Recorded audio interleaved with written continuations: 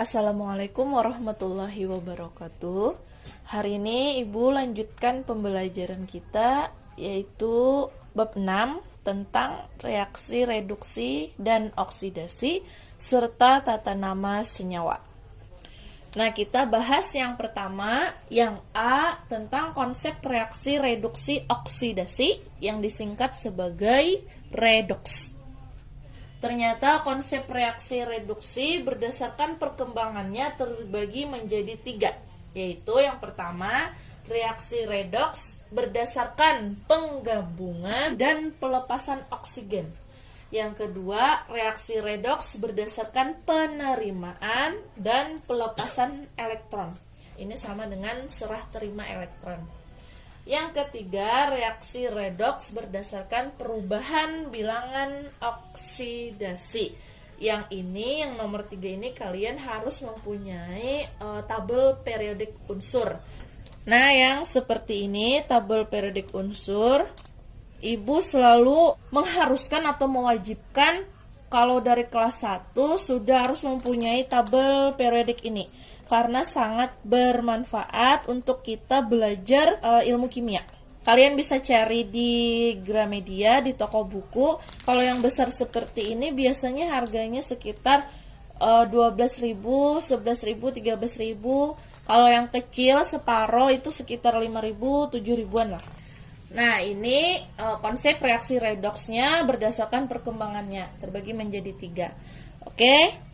Kita bahas yang pertama, yaitu reaksi redoks berdasarkan penggabungan dan pelepasan oksigen. Nah, kalian buka buku halaman 18 tadi. Di sana yang 1 itu yaitu membahas tentang si penggabungan pelepasan oksigen. Pada mulanya, konsep oksidasi dan reduksi didasarkan atas penggabungan unsur atau senyawa dengan oksigen untuk membentuk oksida dan pelepasan oksigen dari senyawa, katanya di sana. Kemudian oksidasi adalah penggabungan oksigen dengan unsur atau senyawa. Sedangkan reduksi adalah pelepasan oksigen dari senyawanya. Nah, kata kuncinya, kalau dia oksidasi, ingat ya ini, kalau dia oksidasi, maka dia akan mengalami penggabungan oksigen dengan unsur atau senyawanya. Sedangkan reduksi, dia akan mengalami pelepasan oksigen dari senyawanya. Ingat ya, ini kata kunci pada reaksi redoks, penggabungan dan pelepasan oksigen. Ternyata si oksidasi itu dia akan mengalami reaksi penggabungan oksigen. Nih. Kalau dia reduksi berarti dia pelepasan oksigen dari suatu senyawanya. Nah, mari kita lihat contohnya. Lihat contoh di buku. Untuk contoh reaksi oksidasi, ada unsur C ini karbon, plus O2. O2 ini tadi adalah si oksigen. Nah, ini adalah oksigen. Kalau kalian punya tabel periodik unsur, lihat di golongan 5A, periode kedua, di sana ada unsur O, namanya adalah oksigen. Nah, kemudian karena dia oksidasi, maka dia akan mengalami penggabungan oksigen. Unsur C atau unsur karbon ditambahkan dengan O2 atau oksigen, dia akan mengalami penggabungan unsur, maka akan menjadi sebuah senyawa. Senyawanya yaitu menjadi CO2. C-nya 1, O-nya ada 2, menjadi CO2. Ini CO2 ini disebut sebagai, namanya adalah karbon dioksida. Karbon dioksida. Nah, ini contoh dari reaksi oksidasi. Penggabungan oksigen dari unsur menjadi sebuah senyawa. C plus O2 menjadi CO2 plus O2-nya di sebelah kiri sebagai reaktan. Kalau yang sebelah sini sebagai reaktan. Kalau sehabis panah namanya adalah si produk. Nah, yang O-nya di sebelah kanan menjadi reaktan, menjadi CO2-nya menjadi sebuah produk. Ini contoh dari reaksi oksidasi. Nah, bagaimana untuk contoh reaksi reduksi? Kalian lihat di buku contohnya ada 2H2O2. Dia akan menjadi, lihat lagi di bukunya, menjadi 2H2O plus O2. Nah, di sini berkebalikan dengan oksidasi. Kalau direduksi, dia akan mengalami pelepasan oksigen dari senyawanya. Yang awalnya dia senyawa di reaktan akan menjadi sebuah unsur ataupun senyawa pada si produknya. Nah, di sini ada senyawa 2H2O2. Dia akan mengalami pelepasan oksigen. Nih, oksigennya O-nya. Dia akan mengalami pelepasan oksigen, maka akan menjadi 2H2O plus O2. Nah, di sini yang ada plus O2-nya, di sini akan menjadi akan mengalami pelepasan oksigennya. Ini pelepasan oksigennya asalnya di sini 2H2O2 menjadi 2H2O saja dan plus O2. Yang ini kita uraikan dia menjadi sebuah senyawa dan unsur H2H2O plus O2 atau molekul. Kemudian untuk penyetaraannya, di sini kan H-nya ada 4. Nih, 2 kali 2, nih H2, 2 di belakangnya ada 2. Nih, ada 2, kalikan dengan yang di depan. Maka H yang di reaktan ini ada 4. Yang di sini pun yang diproduk 2H2 nih. 2H2-nya karena di belakang H-nya ada 2 juga, dikali 2 jadi 4 sama. Sama berarti dia setara, aman. Kemudian untuk si O2-nya di sini sebelum si hasil sebelum panah, O2-nya kan ada 2 juga nih. Kalikan juga dengan 2 berarti ada 4. Kalau sehabis dia tanda panah, di sini kalau kita tidak tuliskan maka dia tandanya 1. 1 kali 2 nilainya 2. Di belakang sini ada 2. Berarti dia 2 tambah 2 sama dengan 4. Sama halnya yang di sebelah sini. Sehingga O yang direaktan sama dengan si O yang di produk ini. Cara penyetaraan Ibu jelaskan sedikit ini ya. Ibu punya contoh lain, misalkan ada 2CuO.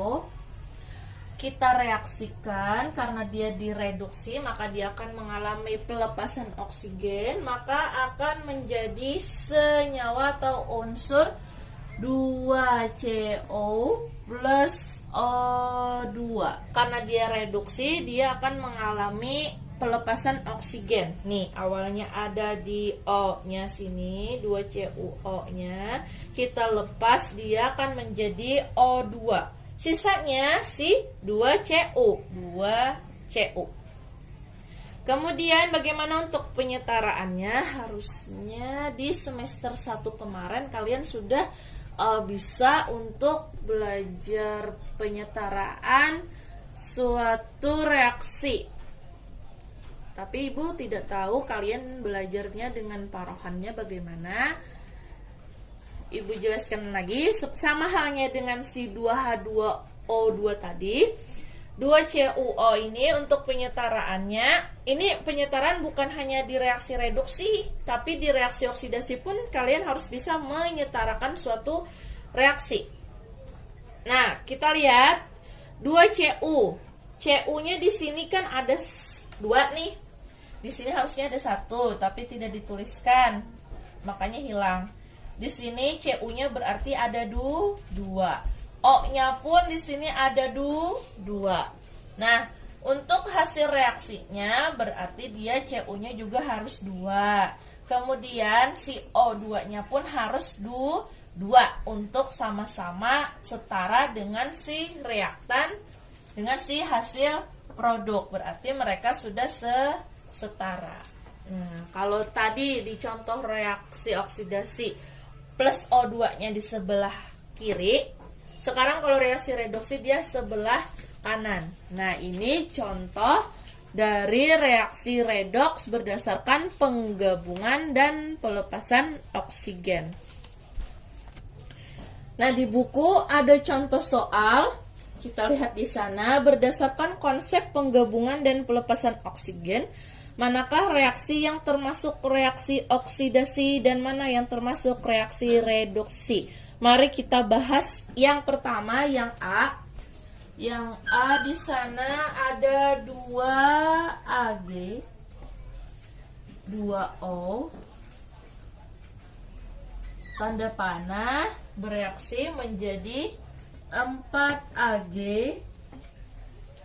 4Ag plus O2.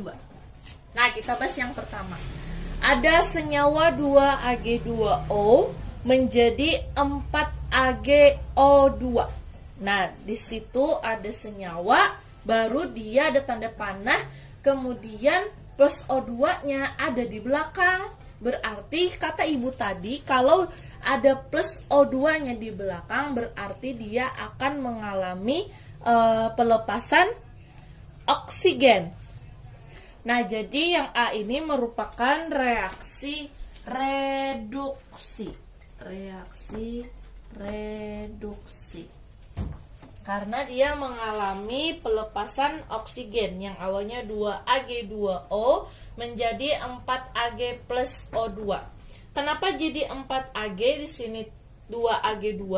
Karena 2Ag yang di depan ini 2 si molekulnya dikalikan dengan si koefisien, makanya menjadi 4. Sedangkan O2-nya karena sini ada 1 dikalikan 2 makanya menjadi O2.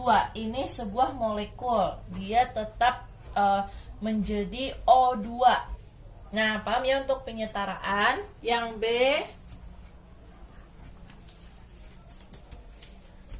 Si plus O2 menjadi SiO2. Nah, ini merupakan reaksi apa? Unsur Si, silikon, plus O2, unsur tambah molekul, menjadi senyawa.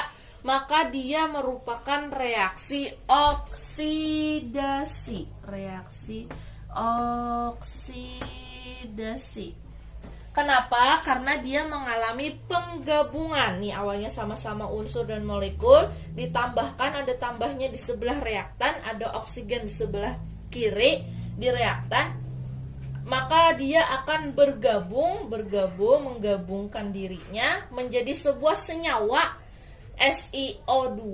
Nah, ini disebut sebagai reaksi oksidasi, reaksi penggabungan oksigen. Kemudian lihat di sana, di sini ada 1 Si, di sini pun harus 1 Si. Kemudian di sini harus ada O2, sebelahnya juga harus mempunyai O2. Sudah sama ya, berarti dia sudah setara. Ini kalau di sebelah kirinya plus O2-nya, di sebelah kanannya menjadi senyawa, berarti dia reaksi oksidasi. Oke, paham ya untuk contoh soal yang di buku? Nah, ada catatan lagi, ingat ya rumusnya. Zat yang memberi oksigen pada reaksi oksidasi. Nah, ini tadi kan reaksi oksidasi. Zat yang memberi oksigen, nih yang memberi oksigen plus O2 memberi oksigen pada reaksi oksidasi. Ini kan reaksi oksidasi, maka disebut juga sebagai oksidator. Kemudian, zat yang menarik oksigen pada reaksi reduksi, ini tadi kan reaksi reduksi.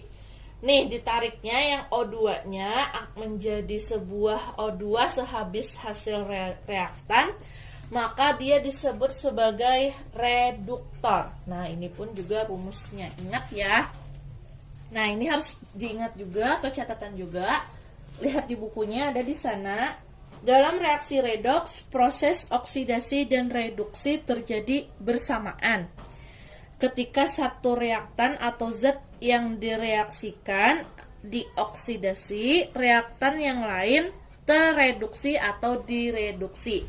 Kemudian, spesies yang mengalami reaksi oksidasi ditandai dengan adanya penambahan atom O oksigen pada produk atau hasil reaktan.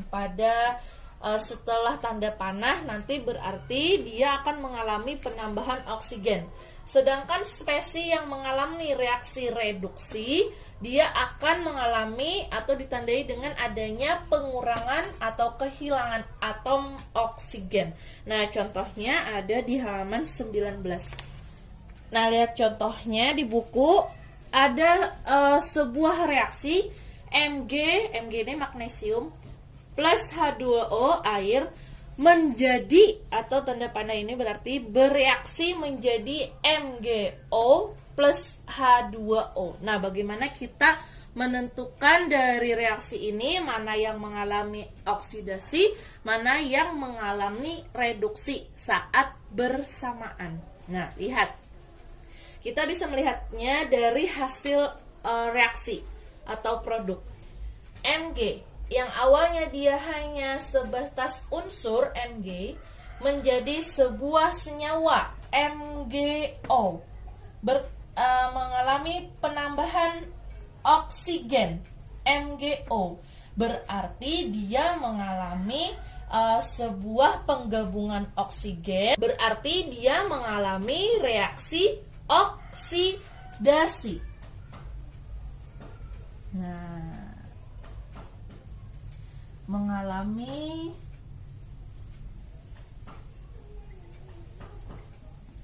reaksi oksidasi. Yang awalnya dia hanya Mg, setelah dia direaksikan tanda panah, dia mempunyai atom O di belakangnya, berarti dia mengalami penambahan oksigen. Itu tadi kan artinya dia disebut sebagai reaksi oksidasi. Nih, spesies yang mengalami reaksi oksidasi akan ditandai adanya penambahan atom oksigen pada produk atau hasil reaksi. Paham ya untuk yang reaksi oksidasi pada senyawa yang bersamaan. Nah, ini senyawa bersamaan artinya reaksi. Kemudian untuk si H2O-nya, kita lihat yang sebelum reaksi atau di reaktan, H2O-nya masih ada si O-nya. Nih ada masih O-nya. Sedangkan di hasil produk, nih di hasil reaksi, dia sudah tidak ada O-nya lagi.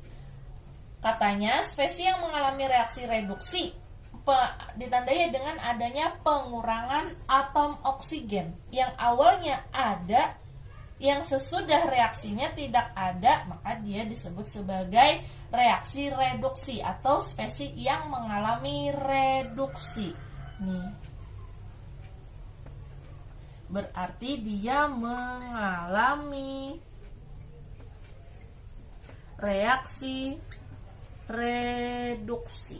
Nah, seperti ini contohnya jika ada suatu reaksi bersamaan, bagaimana kita untuk menentukan yang mana reaksi oksidasi, mana yang reaksi reduksi. Oke, paham ya? Ibu kasih contoh satu lagi. Nah, Ibu punya reaksi lagi, 3S plus 2KClO3 menjadi 2KCl plus 3SO2. Nah, cari yang mana yang mengalami oksidasi, yang mengalami reduksi. Kita lihat untuk yang pertama, unsur pertama 3S, yang hasil reaksinya dia akan menjadi 3S2. Dia mengalami penambahan O2. Berarti kata Ibu, yang awalnya dia pada si reaktan ini tidak ada O-nya atau hanya ada unsurnya, sesudah reaksi dia ada sudah O-nya, berarti dia mengalami penambahan atom oksigen. Artinya dia mengalami reaksi oksidasi. Nah, ini berarti yang reaksi oksidasi. Nah, kemudian untuk yang 2KClO3-nya sesudah reaksi dia mengalami pengurangan atau kehilangan O-nya. Berarti dia spesies yang mengalami reaksi reduksi. Nah, ini berarti reaksi reduksi. Yang ini tadi disebut sebagai oksidator. Yang ini tadi disebut sebagai reduktor. Inilah konsep dari reaksi reduksi, oksidasi atau redoks yang berdasarkan penggabungan dan pelepasan oksigen. Oke, paham ya, walaupun ibu berbelit-belit untuk menjelaskan, itu untuk kalian bisa memahami, mohon dipahami ya, untuk dipelajari juga. Oke. Nah, ini soalnya. Yang pertama halaman 33, yang A pilihan ganda nomor 1, 3, 5, 10, 11, 15, 19, 20. Ini harus menggunakan penjelasan. Kalau hanya menuliskan A begitu saja atau jawabannya A gitu saja, ibu tidak akan menerima. Harus dengan penjelasan kenapa dia A, kenapa dia B. Oke, yang pilgan. Yang esai, yang halaman 35, yang B, yang esai. Yang nomor 1, halaman 38, yang A nomor 1, halaman 38 yang B nomor 1. Oke, paham? Terima kasih banyak. Semoga kalian bisa memahami penjelasan dari ibu. Oke, salah khilaf mohon maaf. Assalamualaikum warahmatullahi wabarakatuh.